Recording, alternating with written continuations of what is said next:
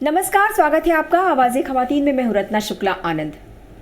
महिलाएं और पुरुष एक दूसरे के पूरक हैं और दोनों को निडर होकर एक दूसरे का मार्गदर्शन करना चाहिए। ये विचार थे महात्मा गांधी के।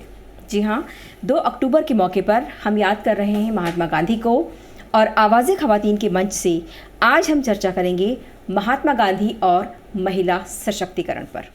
इसके लिए स्टूडियो में हमारे साथ मौजूद हैं आमना मिर्ज़ा, जो कि शिक्षाविद हैं। स्टूडियो में हमारे साथ मौजूद हैं आमना मिर्ज़ा, जो कि शिक्षाविद हैं, और साथ ही हैं साकिब सलीम, जो इतिहासकार हैं। आप दोनों का बहुत बहुत स्वागत है आवाज़े ख़वातीन में। शुक्रिया, बहुत बहुत शुक्रिया। चर्चा की शुरुआत आमना से करते हैं। आमना, आज जब महिलाओं को तकरीबन सभी तरह के हक हासिल हो रहे हैं, तब हम आज से लगभग 100 साल पहले की जब बात करते हैं कि महात्मा गांधी ने महिलाओं को घर की 4 दीवारी से बाहर निकलने पे मजबूर कर दिया स्वाधीनता संग्राम में हिस्सा लेने के लिए। किस तरह से देखती हैं आप महात्मा गांधी के महिला सशक्तिकरण वाले जो एंगल को? रत्ना जी, सबसे पहले आज क्योंकि हम आपके कार्यक्रम में उपस्थित हैं, तो आपके कार्यक्रम के माध्यम से, ऑनलाइन प्लेटफॉर्म्स के माध्यम से समस्त देशवासियों को, सभी जो श्रोता व दर्शक हैं, उनको गांधी जयंती की बहुत बहुत शुभकामनाएं। पुनः एक बार फिर राष्ट्रपिता महात्मा गांधी जी के संघर्ष को, सत्य व अहिंसा के आपके पाठ को एक बार फिर हम नमन करते हैं, और साथ ही अंतर्राष्ट्रीय अहिंसा दिवस की भी सभी को बहुत बहुत शुभकामनाएं। रत्ना जी, जब भी हम बापू का अध्ययन करते हैं, तो बापू का अध्ययन का जो यथार्थ है वो केवल किताबी नहीं है, क्योंकि जब मैं सत्य व अहिंसा की बात करती हूँ, बापू ने केवल हमें वो रास्ता नहीं दिखाया, बल्कि बापू ने उस पथ के ऊपर भी चलकर दिखाया। जब हम महिला परिप्रेक्ष्य, सत्य, अहिंसा और स्वतंत्रता संग्राम का ये जो एक लंबा समय था उसमें समझें, तो सबसे पहले देखिए किस प्रकार से बापू का एक समर्पण, एक श्रद्धा, एक आस्था अपनी माता पुतलीबाई के प्रति है। उन्होंने अपने लेख में किस प्रकार से इसको भी उजागर करा है। जब हम देखते हैं कि बापू का जो सबसे प्रिय प्रार्थना गीत था नरसिंह मेहता जी का, नर वैष्णव जन, तो उसमें किस प्रकार से महिला का एक उल्लेख है, और बापू ने किस प्रकार से इस प्रार्थना गीत को सदा अपने मन के नज़दीक पाया है। अब अहम बात यह है कि जब मैं बापू के जीवन का देखती हूँ कि किस प्रकार से असहयोग आंदोलन, non cooperation movement, civil disobedience movement और non cooperation movement, quit India movement, तो non cooperation movement, civil disobedience movement और क्विट इंडिया मूवमेंट, ये तीनों इस लंबे इतिहास के दायरे में बापू ने स्वतंत्रता संग्राम को हर घर से जोड़ा, और इस नींव में अहम भागीदारी महिलाओं ने निभाई। क्योंकि बापू की बात, सत्य जिसे कहते हैं, सत्य बहुत बलवान होता है। सत्य परेशान हो सकता है, लेकिन सत्य पराजित नहीं हो सकता। और यही कारण है कि इस सत्य की ताकत देखिए कि किस प्रकार से आम जन भाग्यधारी हर समय के साथ, चाहे मैं नॉन कोऑपरेशन मूवमेंट देखूं तब पहले विश्व युद्ध की पृष्ठभूमि थी, चाहे मैं सिविल डिसोबीडियंस मूवमेंट देखूं जब दूसरे विश्व युद्ध की शुरुआत की पृष्ठभूमि थी, या मैं क्विट इंडिया मूवमेंट देखूं किस प्रकार से उस समय दूसरा विश्व युद्ध समाप्त हो चुका था। तो उस सत्य के मैसेज में, उस सत्य के पाठ में, उस अहिंसा के विचार में इतनी शक्ति थी कि आम महिला भी उसके अंतर्गत जुड़ी। बापू ने सदा अपने जीवन में सत्य और अहिंसा को एक इम्पॉर्टेंट आइडिया माना, एक इम्पॉर्टेंट आइडिया जिसको आम जन से आपने जोड़ा, और आज भी सत्य और अहिंसा हर नागरिक की एक शक्ति है, और यही सत्य और अहिंसा आज ख़वातीनों की, महिला की एक बहुत बेहतरीन शक्ति है। बिल्कुल साकिब, जैसे आमदा ने कहा कि सत्य और अहिंसा जो है वो ख़वातीन की भी शक्ति है। बापू कहा करते थे कि महिलाएं किसी से कम नहीं हैं, और वो हर क्षेत्र में जो है वो राष्ट्र के विकास में बराबर का योगदान दे सकती हैं। जिस दौर की हम बात कर रहे हैं, उस दौर में हिंदू और मुस्लिम दोनों ही महिलाएं जो है वो पर्दा में रहती थीं। उस पर्दे से महिलाओं को, आम महिलाओं को बाहर निकालना, शिक्षित वर्ग की महिलाएं तो अलग थीं जो कि एक एलीट क्लास था, लेकिन आम महिलाओं को घर से बाहर निकालना, और जिसमें कि वो जेल भी जा सकती हैं जहाँ की वो अपनी फैमिली से कहीं ना कहीं दूर हो रही हैं, ये कितना क्रांतिकारी कदम था। सबसे पहले तो शुक्रिया और गांधी जयंती की शुभकामनाएं। जहाँ तक गांधी जी की बात आती है, गांधी जी की बात इसलिए भी करना ज़रूरी है कि जितने भी विचारक हुए हैं इस दुनिया में, उसमें पिछले 500 साल में तो गांधी जी की बराबरी दुनिया में बहुत ही मुश्किल है कि कोई करे। अब उन्होंने महिलाओं को लेकर क्या कहा, क्या सुना, तो एक ख़ास चीज़ ये है कि बहुत से लोगों ने कहा, जैसे हम कई बार किसी भी महफिल में बैठते हैं, हम बात करते हैं कि कैफ़ी आज़मी ने सन 1940 के आसपास लिखा, उठ मेरी जान मेरे साथ ही चलना है तुझे, तो उन्होंने लिखा, लेकिन वो चीज़ गांधी जी कर रहे थे। सबसे ख़ास चीज़ ये है कि गांधी जी की, और ये गांधी जी भले ही उन बंधनों को तोड़ रहे थे, मज़ेदार चीज़ ये है कि हमारे इतिहासकार, हिस्टोरियंस या बाकी कमेंटेटर्स, बाकी जर्नलिस्ट्स भी वो आज तक भी उन बंधनों को नहीं तोड़ सके हैं। वाकई जैसे कि गांधी जी ने, मैं सबसे पहला एग्जांपल दूंगा, गांधी जी ने साउथ अफ्रीका के बाद, जब वो साउथ अफ्रीका में भी, बाद में भारत में भी आए, तो हर जगह उनके साथ कस्तूरबा गांधी हर मूवमेंट में साथ में हैं, कंधे से कंधा मिलाकर हैं। ऐसा नहीं है कि उन्होंने कस्तूरबा गांधी को कहीं पीछे छोड़ा हुआ, जेंडर इक्वालिटी, हाँ, कहीं ऐसा नहीं है, वो साथ में हैं। मज़ेदार चीज़ ये है कि जब वो भारत वापस आए तो उनके जो पॉलिटिकल गुरु थे गोखले जी, उन्होंने उनसे ये वादा लिया था कि आप 1 साल तक कम से कम किसी भी भारत के पॉलिटिकल मुद्दे पर ना कोई कमेंट देंगे ना कुछ करेंगे, क्योंकि अभी आप भारत को अच्छे से नहीं समझते हैं, आप अभी साउथ अफ्रीका से आए हैं, 1915 के आसपास की बात है। तो उन्होंने उनसे कहा गया कि आप रेल में बैठकर 3rd क्लास वाले डब्बे में बैठकर पूरे भारत का भ्रमण करें। 3rd क्लास के डब्बे में धक्के खाते हुए भीड़ में, लेकिन वो साथ हर जगह कस्तूरबा गांधी को लेकर गए। उन्होंने ये नहीं माना कि मैं एक बार देख लूं दुनिया, फिर मैं आके कस्तूरबा को कुछ बताऊंगा, नहीं, वो कस्तूरबा को साथ लेकर गए। कस्तूरबा गांधी पूरे देश में उनके साथ घूमी।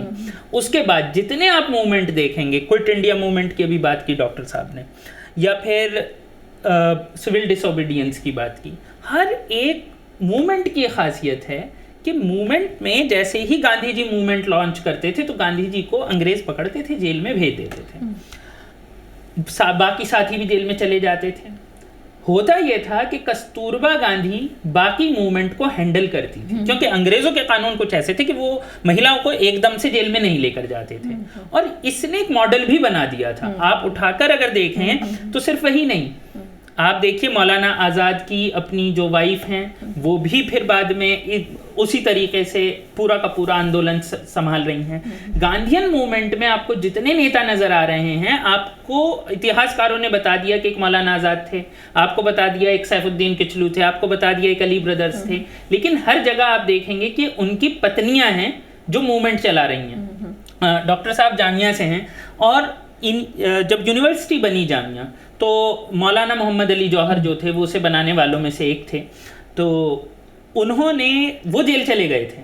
तो बेसिकली शुरुआत में ही जामिया को संभालने का काम जो है वो उनकी जो पत्नी थी अमजदी बेगम, उन्होंने ही किया है। वो उन जेल से मिलकर आई, शायद कराची जेल में बंद थे, मैं अगर मुझे सही याद है, और वापस आई, स्टूडेंट्स रो रहे थे अब हमारा क्या होगा, उन्होंने कहा क्या होगा, हम चलाएंगे, हम खुद चलाएंगे।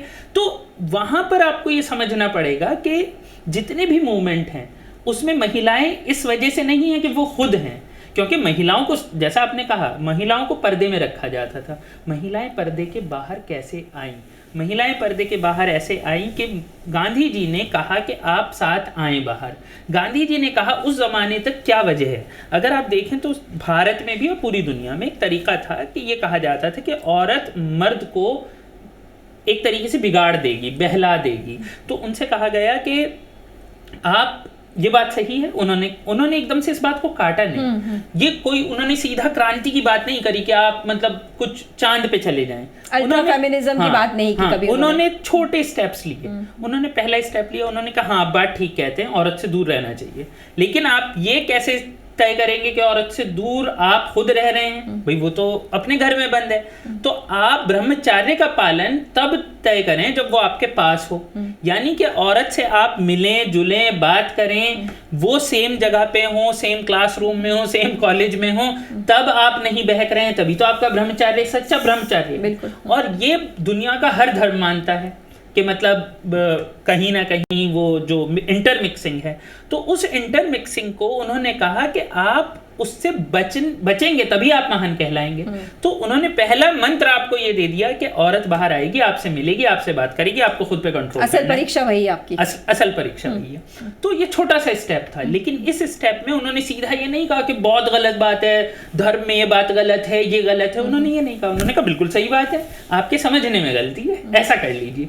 तो सब महिलाएं बाहर आई। और गांधीयन मूवमेंट की खासियत है, आप इस पे देख सकते हैं कि जब लाठी चार्ज होता था तो महिलाओं को एक उनका घेरा बनता था, उसके अंदर पुरुष होते थे। असल में महिलाओं के आंदोलन को ही गांधीयन आंदोलन कहा जाता है। ये एक खास चीज है। तो क्योंकि गांधी जी ये भी कहते थे कि सत्य और अहिंसा की जो असली फॉलोअर है वो महिलाएं हैं। हाँ, बहुत सारी चीजें हैं। वो कहते भी थे। एक चीज कहना, अभी कहने से ज्यादा ये वो करते क्या थे। तो कस्तूरबा हर जगह उनके साथ आपको नजर आएंगी। आप मजेदार चीज ये है, इतिहासकार इस बारे में बात नहीं करते हैं, लेकिन सिविल डिसोबीडियंस मूवमेंट, दांडी मार्च, आप पता कीजिए, गांधी जी तो गिरफ्तार हो गए हैं। Quit India movement, Gandhi ji तो गिरफ्तार हो गए हैं। तो कस्तूरबा ही वो थी जो लीड करती थी। और कस्तूरबा के अलावा जितने आपको गांधीयन मूवमेंट के नेता नजर आएंगे वो सब जेल जाते थे। वो जेल जाते थे, लेकिन बाद में जो उनकी पत्नियां हैं वही पूरे के पूरे मूवमेंट को चलाया करती थी। जी डॉक्टर आमना, आपसे हम जानना चाहेंगे कि क्या गांधी जी का पूरा फोकस फ्रीडम स्ट्रगल पर था, इसलिए उन्होंने महिलाओं को जो है वो एक बड़ी शक्ति के तौर पर जो है वो घरों से बाहर निकाला, और उन्होंने एक सोशल फैब्रिक जो था उसको डिस्टर्ब नहीं किया। जैसे साकिब से बात हुई, उन्होंने कहा कि अल्ट्रा फेमिनिज्म उनका नहीं था, वो एक उनकी जो महिला थी, गांधी जी की जो महिलाएं थी वो अपने सोशल फैब्रिक में बंधी हुई थी। तो क्या गांधी जी की महिलाओं को हम मॉडर्न कह सकते हैं, या गांधी जी का ये जो आइडिया था महिलाओं को बाहर लाने का, इसके पीछे सोच क्या थी? देखिए रत्ना जी, जब भी हम बापू का अध्ययन करते हैं हमें समझना होगा कि बापू ने ईस्ट और वेस्ट सबको पढ़ा, सबको समझा, और फिर जो जमीनी हकीकत है उससे उसको जोड़ने का प्रयास करा। बापू एक जब हम हिंद स्वराज को देखते हैं वो एक क्लासिक स्टडी क्यों बन जाता है कि आप बात तो कर रहे हैं कि किस प्रकार से हमें पश्चिमी चीज़ों से क्या क्या सीखना चाहिए, लेकिन उसके साथ साथ उस पश्चिमीकरण में जो खराबियां हैं उसको हमें किस प्रकार से दूर रखना चाहिए। तो नोवेलिटी जो बापू के पूरे रोल की आ जाती है वो हो जाती है विकेंद्रीकरण, और इसी डिसेंट्रलाइजेशन के अंतर्गत महिला की भूमिका अहम हो जाती है।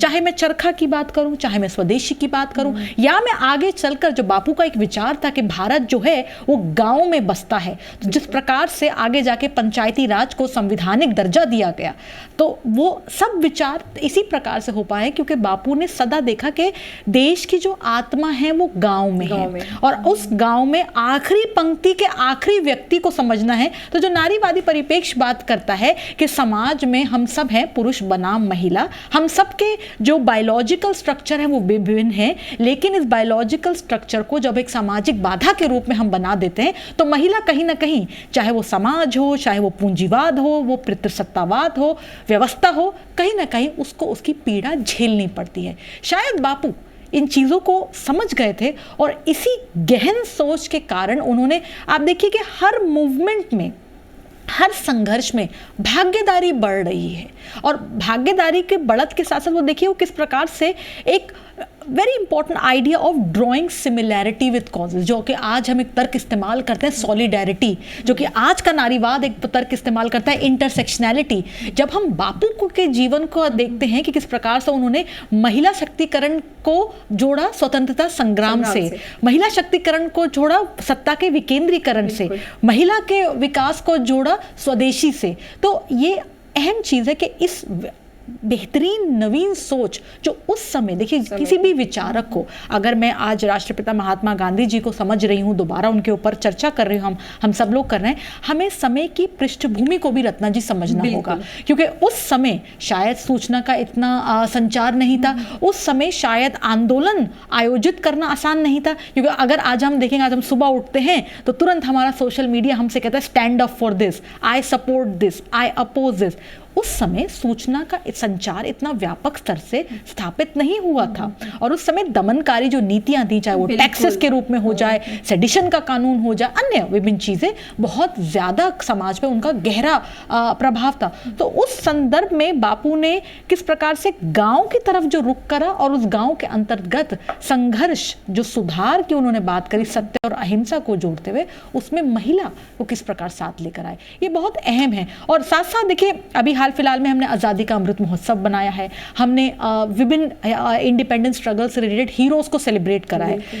रत्ना जी, मेरे को बताना चाहूँगी, विभिन्न कॉलेज और यूनिवर्सिटी में कई संगोष्ठियाँ हुई और उसमें किस प्रकार से बहुत बेहतरीन एक काम हुआ है कि अब शोध हुआ है कि बापू के जब हम जीवन पढ़ते हैं तो उसके अंदर महिला भी कितनी अहम भूमिकाएं निभाई हैं। तो बापू की जो सत्य की परिभाषा थी, जो उनको उस चीज को समझाने की परिभाषा थी, वो इतनी सरल, इतनी स्पष्ट थी कि उसके अंतर्गत जो कारवां था वो बढ़ता चला गया और उसके अंतर्गत महिला आगे से आगे बढ़कर आई। एक बात मैं जरूर कहूंगी रत्ना जी, जो नारीवाद, क्योंकि परिप्रेक्ष्य की आप बात कर रहे हैं, जब हम नारीवाद का अध्ययन करते हैं राष्ट्रवाद को लेकर, ये शिकवा नारीवाद जरूर रखता है। और मैं ये बताना चाहती हूं कि नारीवाद का मतलब ये नहीं होता कि नारी बनाम पुरुष।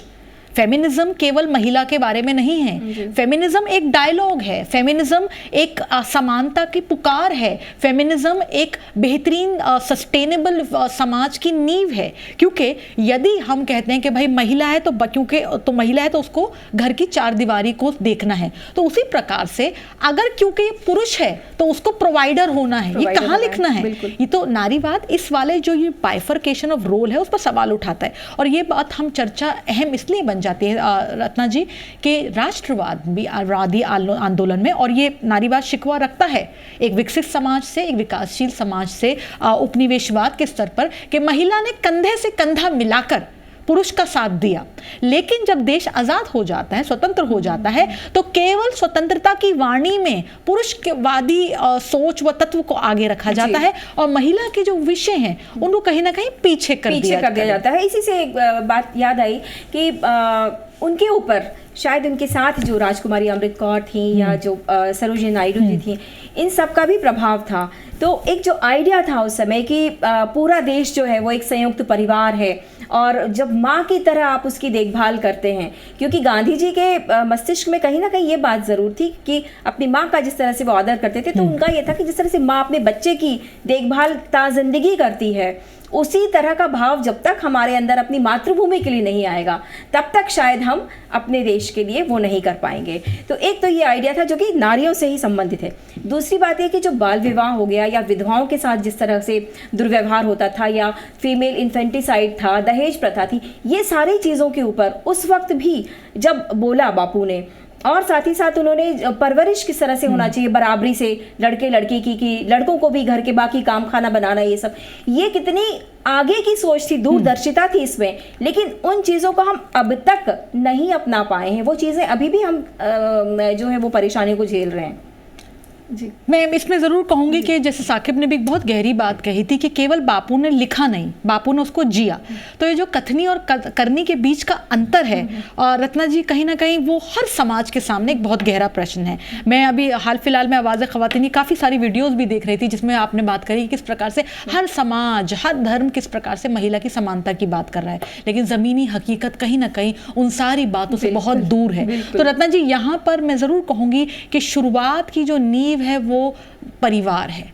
आज हमें अपने परिवारों को बापू के विचारों तक लेकर आना है। बापू ने जो सत्य और अहिंसा की बात करी वो केवल मौखिक नहीं थी। अहिंसा मेरे विचारों में, अहिंसा मेरे आदर्शों में, अहिंसा मेरे दृष्टिकोण में, अहिंसा मेरे भाव में, अहिंसा मेरे यथार्थ में। तो उसको हमें जीना है। आज विभिन्न स्कूल और कॉलेजों में बापू को लेकर, महात्मा गांधी जी को लेकर कई संगोष्ठियाँ हो रही हैं, कई विचार हो रहे हैं, नए तरीके से अध्ययन भी हो रहे हैं। लेकिन एक शिक्षक होने के नाते मैं सदा एक बात कहती हूँ कि केवल बातों को मौखिक या किताबी स्तर तक नहीं रखना है, आम जीवन तक लेकर आना है। जब आज हम देखते हैं किस प्रकार से हर देश एक नई परिभाषा को खोज रहा है, और उसका सबसे बेहतरीन स्पष्ट उदाहरण है किस प्रकार से 2019 में संयुक्त राष्ट्र ने कहा कि हम 2 अक्टूबर को international day of non violence के रूप में मनाएंगे, क्योंकि आज विश्व को शांति की अनिवार्यता है। और बापू ने शांति की परिभाषा बहुत ही स्पष्ट तरीके से, आप उनके न्यू इंडिया, हरिजन के अंदर का जो लेख है, अगर आप उसको गहराई से पढ़ें तो बहुत स्पष्ट तरीके से बता दिया। तो जो कथनी और करनी के बीच का अंतर है रत्ना जी, वो हर समाज को और हर युग को करना होगा। बापू ने भी देखा कि इस प्रकार से भारत उस समय उपनिवेशवादी शासन के अंतर्गत जूझ रहा था, तो उसके लिए उनके पास एक ही उपाय था कि आप अपनी क्षमताओं को समझते हुए, अपनी हकीकत को पहचानते हुए, सत्य के साथ, अहिंसा के साथ, स्वदेशी व अन्य कंस्ट्रक्टिव प्रोग्राम के तहत आप ब्रिटिश शासन से आप लड़ें। आज विचार ज़रूर है, मैं ज़रूर ये नहीं कहती, क्योंकि देखिए आज टेक्नोलॉजी का ज़माना है और टेक्नोलॉजी के ज़माने में इतिहास जो होता है वो बड़ा इंटरेस्टिंग हो जाता है। क्योंकि इतिहास, क्योंकि साकिब हमारे साथ हैं, वो इतिहास पे मैं कम चर्चा करूंगी, लेकिन इतिहास हर युग में साकिब उसको नए दृष्टिकोण, नए परिपेक्ष, नए संदर्भ के साथ और नए रिसोर्सेज के साथ अध्ययन किया जाता है। तो बापू के जीवन के ऊपर भी काफ़ी गहरी समीक्षा हो रही है जी। कि क्या आज़ादी का जो आंदोलन था वो कुछ छोटा हो सकता था, क्या हम क्रांतिकारी स्तर तक चीज़ों को लेकर नहीं जा सकते थे, और बहस होना चाहिए, क्योंकि बहस एक सभ्य समाज की एक नींव होती है। बहस हमेशा हमें नए विचारों के साथ सोच को जारी रखना चाहिए। पर बापू के जीवन को जब हम अध्ययन कर रहे हैं तो सबसे अहम बात यह है कि उन्होंने उस ज़माने में आम जन की भाषा में बात करी। उसमें उन्होंने केवल कहा नहीं बल्कि उसको जिया। और मोस्ट इम्पॉर्टेंट कि अगर आपने विभिन्न स्तर से आपने पढ़ाई करी तो उस स्तर से, जैसे ईस्ट को भी आपने देखा, आपने रस्किन भी पढ़ा, आपने मोहम्मद साहब पीस भी अपॉन हिम उनको भी पढ़ा, आपने क्राइस्ट को भी देखा, आपने राम राज्य की भी संकल्पना दी, और आपने धर्म की परिभाषा जो दी है, जो एक राइटियसनेस से जुड़ी, तो वो आम जो भारत की जो आत्मा थी उसको उन्होंने समझा, उसको छुआ और समझा।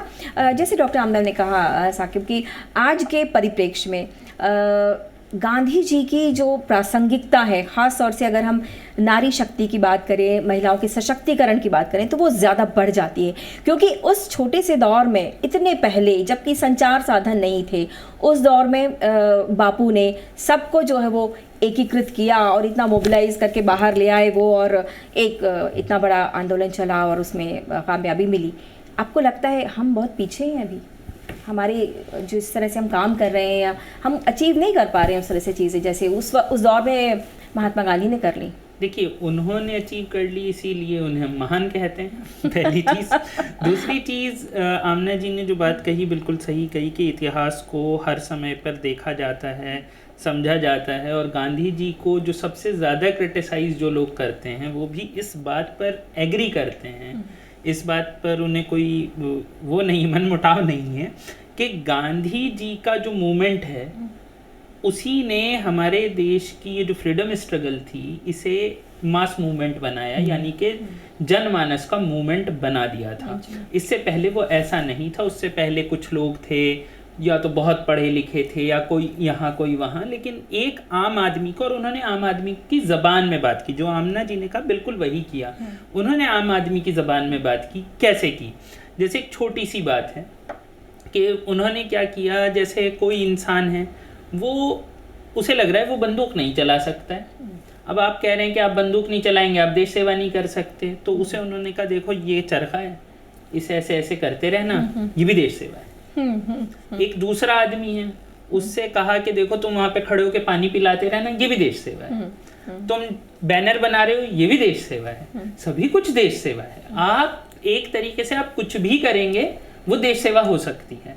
तो हर आदमी को ये एहसास दिला दिया कि तुम देश सेवा का पार्ट बन सकते हो। इसमें जो नारी का जो इम्पोर्टेंट रोल है, क्यों नारी का इम्पोर्टेंट रोल है, वो ये है कि जिस चीज़ के लिए वो मशहूर हैं उसे कहा जाता है नॉन वायलेंस। कुछ लोग इसे पैसिव रेजिस्टेंस भी कहते हैं, यानी कि बिना लड़े किसी चीज़ का मुकाबला करना। हम हथियार नहीं उठाएंगे लेकिन हम आपका मुकाबला करेंगे।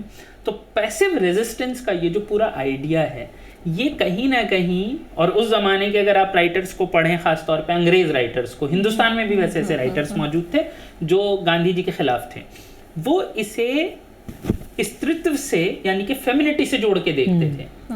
मर्द लड़ता है, आप समझ रहे हैं, मर्द की जो पूरी डेफिनेशन है हमारे समाज में वो क्या है, जो लड़ता है। हम बच्चों को भी बंदूक दिलवाते हैं लड़कों को, ठीक है। तो उन्हें यही उन पे एक इल्ज़ाम था कि ये आपको स्त्रीत्व की तरफ लेकर जा रहे हैं। तो उन्होंने उसे भी गले से लगाया। उन्होंने कहा यही हमारी पहचान है, यही हमारी पहचान है, यही इंसानियत है। कि इंसान जैसे मतलब महिला होती है तो वो भी मुकाबला करती है, वो बिना हथियार उठाए करती है और चेंज लाती है, तो समाज वैसे ही बनता है क्योंकि समाज वो बनाती है। तो उन्होंने स्त्रीत्व को अपने आप हर तरीके से, अगर आप देखें तो उनके पूरे मूवमेंट्स, और ये उस जमाने की मेजर डिबेट्स हैं कि भाई आप क्या कर रहे हो, आप तो पूरे के पूरे समाज को मतलब स्त्रीत्व की तरफ लेके जा रहे हो, मर्दाना बनाना चाहिए ना, आप क्या कर रहे हो। तो उसके खिलाफ उन्होंने लगातार बोला, उसके बावजूद उन्होंने कभी अपना रास्ता नहीं बदला, महिलाओं को हमेशा आगे रखा, हमेशा उनके मूवमेंट के वक्त ही महिलाएं भारत में बाहर आई हैं। अगर आज के वक्त में हम किसी भी जगह पर खड़े हैं, अगर महिलाएं हैं, तो ये बात हमें याद रखनी चाहिए। और सिर्फ इतना ही नहीं, वो हमारे मूवमेंट के सबसे बड़े नेता होने के तौर पर इंडिविजुअल महिलाओं पर बाकायदा अपने आर्टिकल्स लिखा करते थे। अमजदी बेगम पर उनका आर्टिकल मौजूद है, आप सरोजिनी नायडू तो चलिए बहुत बड़ी नेता हो गई, आपको ऐसे कई लोग मिलेंगे जिन महिलाओं का उन्होंने जिक्र किया है। तो इससे क्या है कि एक तरीके की इंस्पिरेशन मिली है, और उसमें उन्होंने उन चीज़ों की तारीफ की है कि देखिए महिला क्या कर सकती है। कुछ लोग कहते हैं भाई महिला ये नहीं कर पा रही, वो नहीं कर पा रही है, तो जो वो कर पा रही है उसके लिए उन्होंने उसकी तारीफ करी।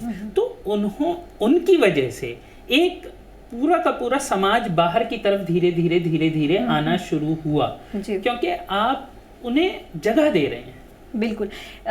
डॉक्टर हमदा, जिस तरह से अभी नारी शक्ति वंदन विधेयक आया और इस पर बात हो रही है, महिला सशक्तिकरण पे बात हो रही है, विमेन रिजर्वेशन पे, उस वक्त गांधी जी के ज़माने में महिलाएं जो है वो उन्होंने स्वाधीनता संग्राम में हिस्सा लिया, जुलूस निकाले, कांग्रेस के अधिवेशनों में हिस्सा लिया, वो तो उस ज़माने में ही महिलाओं ने सशक्तिकरण देख लिया।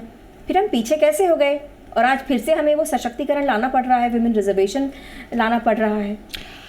रत्ना जी, जब हम कोई भी सार्वजनिक विचार करते हैं, और स्पेशली सार्वजनिक क्षेत्र जो होता है हर देश में, वो राजनीति से जुड़ा हुआ होता है। राजनीति के अंदर एक ही परम सत्य होता है, वो है शक्ति, वो है पावर। और जब बात पावर की आ जाती है, यहाँ पर नारीवादी आलोचना भी रखते हैं नेशनलिस्ट विचारकों से कि जब हम स्वतंत्रता संग्राम में थे तो कंधे से कंधा मिलाकर हम साथ थे, लेकिन जैसे ही आज़ादी प्राप्त होती है तो महिला के विचार, महिला की जो भूमिका है, उसको कहीं ना कहीं आप पीछे छोड़ देते हैं। आज अगर मैं देखूं कि किस प्रकार से 98 का समय हो गया या 2000 का समय हो गया, किस प्रकार से महिला शक्तिकरण के अंतर्गत विचार रहा है, संसद में इस बिल को पारित करने के लिए कई प्रयास रहा है, और इसको आज देख रहे हैं देश के सामने एक बड़ी प्रगति हो चुकी है कि अब शक्ति जो है, अगर महिला पीछे नहीं होती तो इतना लंबा संघर्ष नहीं होता। शक्ति का रास्ता कभी आसान व सरल नहीं होता, क्योंकि हर व्यक्ति चाहता है कि उसका प्रभुत्व जो है वो स्थापित रहे, और प्रभुत्व के अंतर्गत पुरुष बना महिला बाइनरी सदा रहती भी है। और यहाँ पर थोड़ा सा रत्ना जी वैचारिक भी एक बहुत बड़ी गहरी चीज़ है, क्योंकि पश्चिमी परिप्रेक्ष्य में यदि अगर हम देखें तो जेंडर को पुरुष बनाम महिला, अस वर्सेस देम की तरह देखा गया है। लेकिन यदि हम गैर पश्चिमी परिप्रेक्ष्य को देखें, विभिन्न अन्य अगर हम विचारों का भी अध्ययन करें, तो वहाँ पर उनको एक रूपीय देखा गया है, एक ही आत्मा के दो भाग के रूप में देख प्रकृति। क्योंकि अगर हम प्रकृति का अध्ययन करें तो महिला कहीं ना कहीं ज़्यादा प्रभावशाली है, क्योंकि ये विचार आम जन तक या आम जीवन में ज़्यादा स्थापित या ज़्यादा बेहतर तरीके से लागू नहीं हो पाया। वही कारण है कि आज अगर हम देखें कौन सा वो अखबार है जिसमें महिला के प्रति हिंसा की खबर नहीं छपी होती है। क्या ये बापू का विचार है कि आज भी महिला, चाहे मैं तकनीक की बात करूं, चाहे मैं पंचायती राज की बात करूं, या पंचायत पति के ऊपर जो इतना बड़ा विमर्श है उसकी बात करूं, तो कहीं ना कहीं सवाल उठता है। तो यदि हमें बापू को सच्ची श्रद्धांजलि देनी है, केवल अभी नहीं बल्कि आगे जाकर भी, यदि हमें देश को सच्चे रूप में सशक्त ताकत के रूप में बनाना है, तो निसंदेह ये जो नारी शक्ति वंदन की हम बात करें, ये बहुत बेहतरीन एक सार्थक प्रयास हुआ है। लेकिन रत्ना जी, एक शिक्षक भी होने के नाते जिस प्रकार से जब मैं 73rd और 74th कॉन्स्टिट्यूशनल संशोधन की बात करती हूँ कि आपने जब पंचायती राज और म्यूनसिपैलिटी को संविधानिक दर्जा देने की बात करी, वहाँ पर भी 33% महिला के लिए हमने बात करी कि 33% चीज़ें महिला के लिए सुनिश्चित की जाएंगी। अब 1991 के पश्चात की जो कहानी, अगर फील्ड वर्क आप देखें, काफ़ी डेटा है कि महिलाएं घर के बाहर तो आईं, पर क्या वो महिलाएं जो बाहर आईं वो केवल अपनी बात रख रही हैं, या वो केवल अपने घर में क्या सीट के अभाव के कारण पुरुषों की बात रख रही हैं? तो नारीवाद की जो आगे की लड़ाई है, नारी शक्ति वंदन के आगे, वो केवल महिला की नहीं, उसमें हमें साकिब साहब भी चाहिए, उसमें हमें वो केवल नारी की लड़ाई नहीं है। आगे सशक्तिकरण का रास्ता कभी अलगाव के साथ नहीं आता, सशक्तिकरण का रास्ता हमेशा सहयोग के साथ आता है। बहुत अच्छी बात कही। गांधी जी भी यही कहा करते थे, वो कहते थे कि पुरुषों की जो कमाई है, मतलब स्त्री और पुरुष और पति पत्नी, तो पति की कमाई पर पत्नी का पूरा हक है, क्योंकि वो उसके सहयोग से ही कमाई कर रहा है। बेटा और बेटी जो है जब पैदा होते हैं तो वो बराबर है, क्योंकि संसार चलाने के लिए दोनों की ज़रूरत है। ये दोनों ही बातें कितनी प्रोग्रेसिव बातें थी, लेकिन आज हम इनका अभाव देख रहे हैं। तो लगता है कि कहीं ना कहीं अभी दोबारा से चिंतन करने की ज़रूरत है, और दोबारा से हमें पीछे जाकर इतिहास को इसलिए हम देखते हैं बार बार, ताकि फिर से सुधार कर सकें। तो आपका कंक्लूडिंग रिमार्क साकिब? जी, मेरा भी यही मानना है कि फिर से मैंने यही कहा कि वो ऐसी बातें करते थे या वो उसे अपनी ज़िंदगी में जी पाए, क्योंकि इसीलिए वो महान कहलाते हैं। बाकी लोग नहीं कर रहे हैं इसीलिए वो महान नहीं हैं। तो वो तो एक बहुत ही जायज़ बात है।